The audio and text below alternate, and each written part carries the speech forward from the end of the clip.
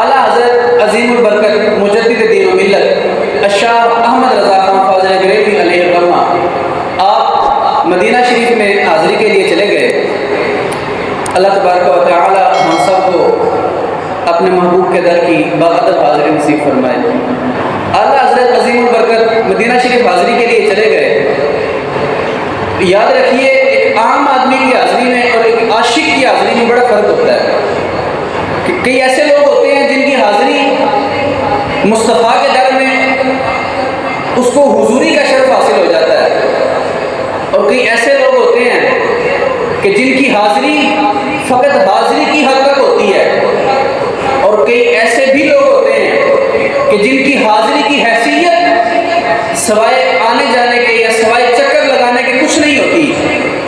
یعنی اگر میں یوں کہوں تو غلط نہیں ہوگا کہ وہ یہی لوگ ہوتے ہیں کہ وہ اس سفر میں، اس مبارک سفر میں جس جگہ بھی چلے جائیں، جس جگہ کھڑے ہو جائیں، موبائل نکالا، کیمرہ کھولا، تصویر لے لی، کعبہ شریف کے سامنے کھڑے ہیں، تصویر لے لی، حضور کے روضے کے سامنے کھڑے ہیں، تصویر لے لی، جنت البقیع میں گئے ہیں، تصویر لے لی، باب جبریل کے پہلو میں ذرا دھیرے سے، شاعر نے لکھا باب جبریل کے پہلو میں ذرا دھیرے سے فخر کہتے ہوئے جبریل کو یوں پایا گیا۔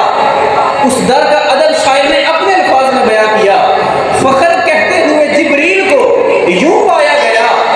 اپنی پلکوں سے در یار پہ دستک دینا، اپنی پلکوں سے در یار پہ دستک دینا، اونچی آواز ہوئی عمر کا سرمایا گیا۔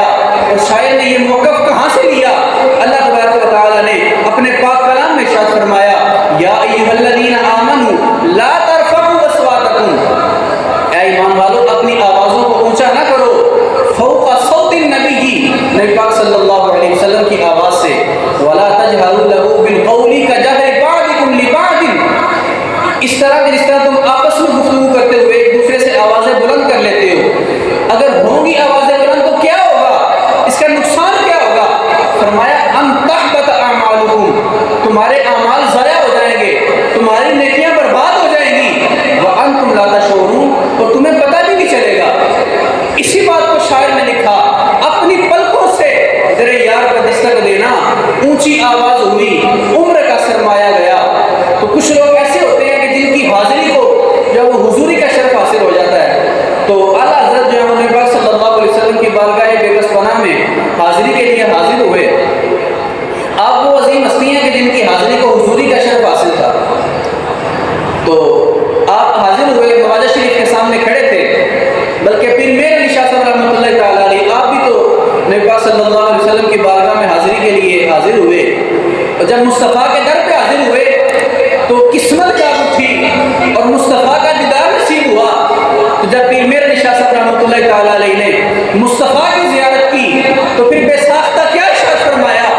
فرمایا مکھ چند بدر شاشانی ہے، متھے چمک دی لاٹ نورانی ہے، کالی زلف دے اکھ مستانی ہے، مخمور اکھی ہمت بریاں، سبحان اللہ ما اجمل کا، ما احسن کا، ما اکمل کا، کتھے مہر علی، کتھے تیری ثنا۔